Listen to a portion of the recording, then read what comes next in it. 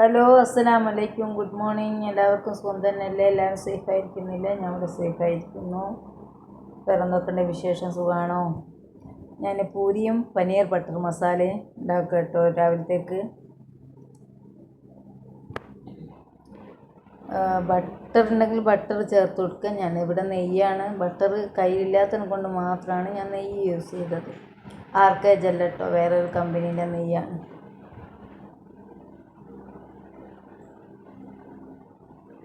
അതിലേക്ക് പട്ട, ഏലക്ക, ഗ്രാമ്പു, ഒരു 3-4 ഏലക്ക, ഒരു 2 ഗ്രാമ്പു, ഒരു വലിയ കഷ്ണം പട്ട എന്നെല്ലാം ഇട്ടിട്ട് നല്ലോണം മൂപ്പിച്ചെടുക്കുക.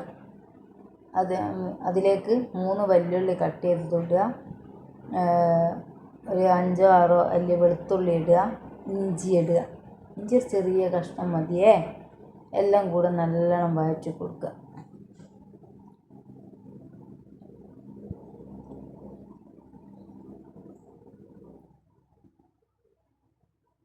നമുക്ക് ഇത്തിരി ഉപ്പ് ചേർത്ത് കൊടുക്കുക. ഉപ്പ് ചേർക്കുമ്പോൾ ശ്രദ്ധിക്കണം, നമ്മൾ ഇതിൽ സോസ് ചേർക്കാനുണ്ട് കേട്ടോ.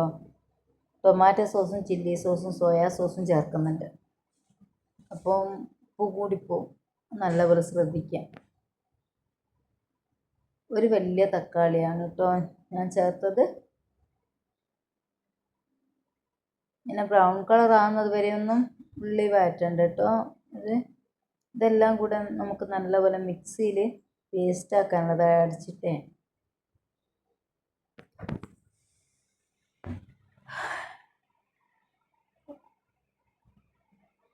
1 സ്പൂൺ മുളക് പൊടിയും 1 സ്പൂൺ മഞ്ഞൾപ്പൊടിയും.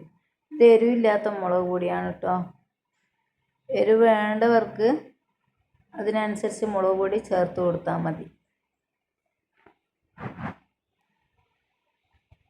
മോൾക്ക് എരിവ് കുറവാണ്, അതുകൊണ്ടാണ് ഞാൻ ഇത് കുറച്ചിട്ടത്.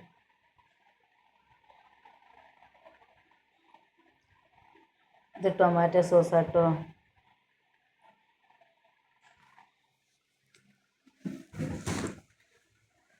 മോള് വന്നാൽ എപ്പോഴെങ്കിലും പുറത്തുനിന്ന് ഭക്ഷണം കഴിച്ചാൽ ഞാൻ ആ സോസ് ഉണ്ടാവുമല്ലോ അതെടുത്ത് വയ്ക്കും അവിടെ. അതാണത്. ബാക്കി എന്നോട് അല്ലാത്തത് തീർന്നു പോയി ഇവിടെ. ടൊമാറ്റോ സോസ് 1 സ്പൂൺ, ചില്ലി സോസും 1 സ്പൂൺ, ടൊമാറ്റോ സോസും 1 സ്പൂണ് സോയാ സോസും 3 ചേർക്കുക. അത് ചേർക്കണം കേട്ടോ. ചേർത്തിട്ടില്ല ആ ഒരു ടേസ്റ്റ് നമുക്ക് കിട്ടില്ല. റെസ്റ്റോറൻറ്റിൽ നിന്ന് വാങ്ങിക്കുന്ന ഒരു ടേസ്റ്റ് കിട്ടണേ ഈ സോസുകളെല്ലാം ചേർക്കണം.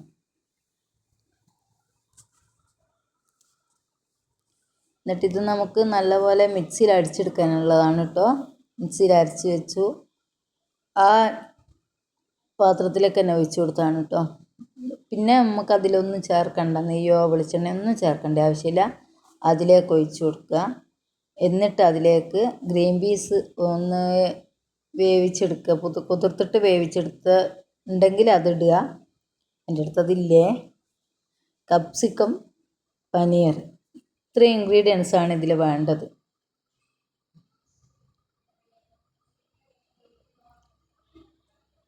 ഇത് മിൽക്കി മിസ്റ്റിൻ്റെ പനീറാട്ടോ. ഒരു കപ്സിക്കം ചെറുതായി കട്ട് ചെയ്തതുമാണ് ഞാൻ ഇട്ടത്. ഗ്രീൻ പീസ് ഇട്ടില്ലെങ്കിലും ഒരു കുഴപ്പമൊന്നുമില്ല കേട്ടോ, വേണ്ടവർക്ക് ഇടാം, ഇത്രയേ ഉള്ളൂ. പിന്നെ ഇതിലേക്കൊരു ഇൻഗ്രീഡിയൻസ് വേണ്ടത് മല്ലിയിലാണ്.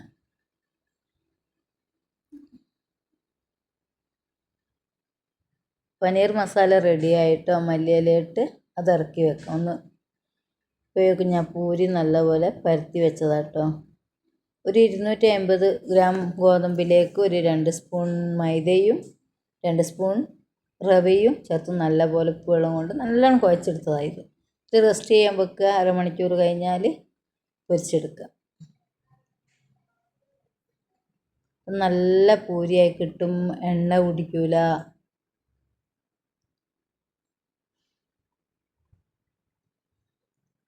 എല്ലാവരും ഒന്ന് ട്രൈ ചെയ്ത് നോക്കിട്ടോ.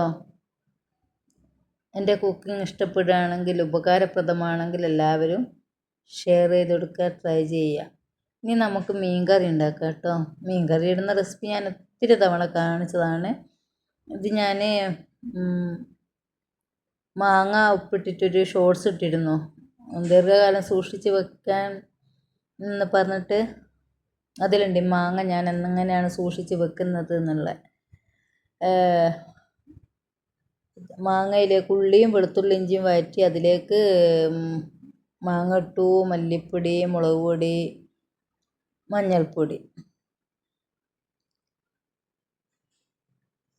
പിന്നെ ഒരു തക്കാളിയും ചേർത്തു. എല്ലാം കൂടെ നല്ല പോലെ വഴറ്റുക കേട്ടോ. വഴറ്റി ഒന്ന് വെള്ളം ഒഴിച്ച് പതിപ്പിച്ചെടുത്തതിന് ശേഷം മീനിട്ട് തിളപ്പിച്ച് തേങ്ങ അരച്ച് ഒഴിച്ചതാണ് കേട്ടോ. എനിക്ക് പുറത്ത് പോകാനുണ്ട്, ഒരു ഷോപ്പിംഗ് ഉണ്ട്. അപ്പോൾ അതെല്ലാം കഴിയുമ്പോഴത്തേക്ക് ഒത്തിരി ടൈം പിടിക്കുമല്ലോ. അപ്പോൾ ഞാൻ വേഗം എല്ലാം ഉണ്ടാക്കി പുറത്ത് പോകാനുള്ളൊരു തയ്യാറെടുപ്പിലാണ്.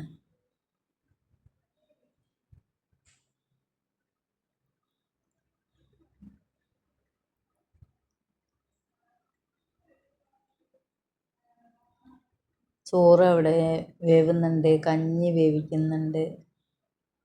അങ്ങനെ മീൻകറി റെഡിയായി. കറിവേപ്പിലയിട്ട് ഇറക്കി വെക്കാം.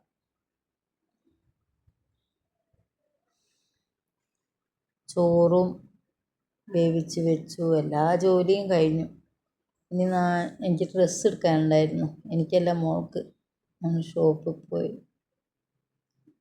ഞാൻ സ്ഥിരമായിട്ട് കൊയിലാണ്ടിയിൽ നിന്നാണ് കേട്ടോ എല്ലാ സാധനവും മേടിക്കാനും ഡ്രസ്സായാലും ഒക്കെ. ഞാനും മോളും കൂടെ ഓട്ടോയിൽ തിരിച്ച് വരിക കേട്ടോ. ഡ്രസ്സൊക്കെ വാങ്ങിയിട്ട് ബ്ലോക്കിൽ കുടുങ്ങിയിട്ട് കുറേ സമയം അവിടെ അങ്ങനെ നിന്നു. എല്ലാവരും ഒന്ന് എൻ്റെ ചാനൽ സബ്സ്ക്രൈബ് ചെയ്യുക, ലൈക്ക് ചെയ്യുക, സപ്പോർട്ട് ചെയ്യുക.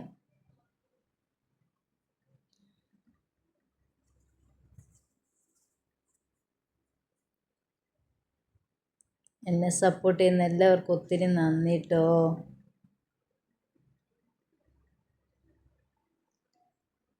അവിടുന്ന് ഒരു ഫ്ലവർ മേടിച്ചത് ഇങ്ങനെ മോളെടുത്തായിരുന്നു ഫോട്ടോ.